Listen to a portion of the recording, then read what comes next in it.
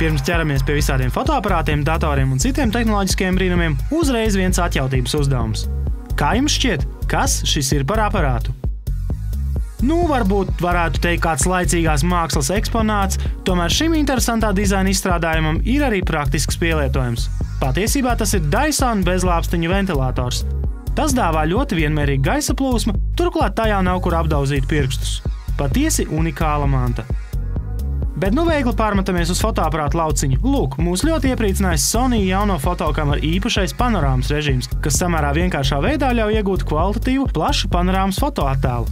Pavisam neslikta funkcija tiem, kas mīl bildēt ainavas un pilsētas skatus. Un vēl kāds sīkumiņš, ko pamanījām citā fotoaparātā. Šeit kameras ekrāniņā iespējams redzēt līmeņrādi, kas ļauj viegli uzņemt stabilu un taisnu kadru. Ērta funkcija. Šādos ziepīšos līmeņrādis varbūt vēl nav pieejams. Toties, kā redzams, tagad arī mazās kompakta kameras var lepoties ar nopietniem objektīviem, kas dod iespēju uzņemt kvalitatīvākas bildes. Tā kā cilvēks ir iemācījušies bildes un privātos video ražot neapskaužamā ātrumā un apjomā, tad mums vajag arī arvien ietilpīgākus datu nesējus.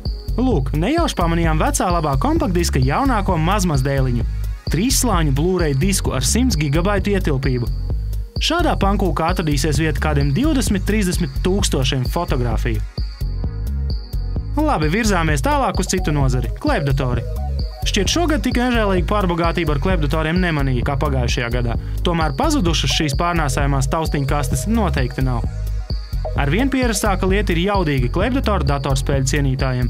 Izgaismotas tastatūras, viegli kosmisks dizains, protams, niknākās datoriekšas, kas šādā kastītē iedabūjams, un tagad jau arī 3D attēla atbalsts, kas datorspēlmeņiem varētu pat ļoti patikties. Arī netbook jeb tīmekļa datori aizvien vairāk nostabilizējas klēpdatoru tirgū, jo cilvēkiem ir ļoti iepatikušies šie kompaktie un cenā pieejamie datoriņi. Interesants aksesuārs šķita šāds te uz datora tastatūras uzliekams gumijas pārklājs.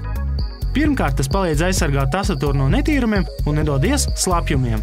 Otrkārt, ar tā palīdzību mēs savu datoru varam arī izdēļot vai pat padarīt pamanāmākus kādus biežāk lietojamos funkciju taustiņus. Visbeidzot, tā kā klēpdatori ir atstājuši neizdzēšamas pēdas datortirgu, tad arī parastās datoru tastatūras pamazām jau tiek pielāgotas cilvēku ieradumam strādāt ar klēpdatoru klavierēm. Lūk, kompaktas, kaut vai pie galvdatoru izmantojams tastatūras ar skārienu palikņiem vai kursorbumbām. Daža laba ir pat izgaismota. Man gan šķiet, ka šāda klaviera varētu arī ērti noderēt tiem, kas dators vada zvilnot dīvānā. Bet nav jau tā, ka datori mūsdienās būtu pieejami tikai galda kastes vai laptopa formātā. E-lasītāji, kas piemērot dažādu formātu elektronisko grāmatu, tekstu un dokumentu lasīšanai. To klāsts arī kļūst arvien plašāks un dažādāks. Taču jau uz melnbaltu e-tintas ekrānu īsti lūkoties nav vēlmes, varbūt ir vērts jau tēmēt uz kādu planšetu datoru. Piemēram, šādu te Samsung Galaxy Tab, kas jau pavisam drīz parādīsies arī Latvijas veikalos. Neliels kompakts aparāts ar košu 7 colu skārienu ekrānu un Android operētāju sistēmu. Būtībā šis ir klēpdatoru un mobilā telefona hibrīdu krustojums. Ar to var zvanīt, bet tikpat labi arī surfot internetā, skatīties filmas, komunicēt ar draugiem vai rakstīt e-pastus. Viens varani universāls un parocīgs aparāts līdzinēsāšanai. Bet labi, miers ar tiem datoriem, dodamies pie cita profila tehnoloģijām. Šādam pēc skata visai izturīgam aparātam garām paiet nevarēja, tāpēc centos noskaidrot, kas tas ir un ko ar to dara. Šī ir pirmā iPod skaņas sistēma, kas darbinām ar saules enerģiju. Šeit ir solārais panelis, kas ļauj uzlādēt iekšpusē esošo litija-jonu akumulātoru. Jūs vienkārši ievietojat savu iPhone telefonu vai iPod atskaņotāju, un šī sistēma atskaņo mūziku un uzlādē arī jūsu mobilās ierīces bateriju. Korpuss veidots no izturīgas gumijas. Sistēma ir mitrumdroša, un tai var pievienot arī citas ārējās uzlādējamās ierīces, piemēram, portatīvo datoru. Jā, baigs aparāts, bet tā kā man nav iPoda, tad ikdienai noderīgāks tomēr varētu šķist šis eksemplārs. Šis ir Eton Scorpion, daudzfunkcionālais āra radioaparāts, kas ķer AM un FM diapazona radiostacijas.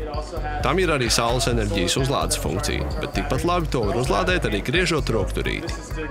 Vēl te ir arī lukturītis, karabīne, lai aparātu varētu piekarināt pie mugursomas, un visbeidzot arī pudeļu attaisāmais. Ja griezīsim to rokturīt 1 minūti, tad radio pēc tam varēsim klausīties 8 minūtes. Bet tikpat labi šādu aparātu var izmantot arī ārkārtas situācijās, lai uzlādētu mobilā telefona bateriju. This is also one of our new products that's launching in October. This is the Eton Raptor, and it's a solar charger, a very large solar charger. And Šī ir pati jaunākā ierīce – Eton Raptor. Tajā, tāpat kā iepriekš minētajās ierīcēs, ir arī moderns, efektīvs saules bateriju panelis, kas pārklāts ar izturīgu plastikātu. Šī ierīce arī nebaidās no mitruma, un ar to var uzlādēt jebkuru USB iekārtu, piemēram, klēpjdatoru vai mūzikas atskaņotāju. Vēl tajā ir iebūvēts lukturītis, altimetrs, termometrs un arī kompass. Noderīga lieta turistiem. Tam ir liels izgaismots LCD informatīvais ekrāns, karabīna ierīces piekabināšanai pie mugursomas un atkal pudeļu attaisāmais.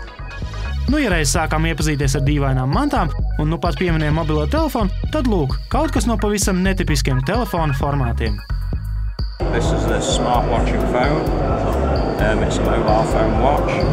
There's also a media player. Šis ir viedais pulkstenis un telefons. Tajā ir multimēdija atskaņotājs un arī fotokamera, kam objektīvs ir šeit sānā, un ar to var fotografēt. Ierīce gluži vai Jamesa Bonda stilā. Vēl jūs varat atskaņot video, telefonam ir arī skāriena ekrāns, un irbulītis ir paslēpts pulksteņa siksniņā. It comes with a stylus. Yeah. Where do you put that stylus? The stylus goes in the side, just in the sleeve. It's a rubber sleeve, it's water resistant. Pulkstenis ir ūdensdrošs. Pulksteņa režīmā ir jāuzspiež uz ekrānu, un jūs varat ievadīt telefonu numuru un kādam piezvanīt.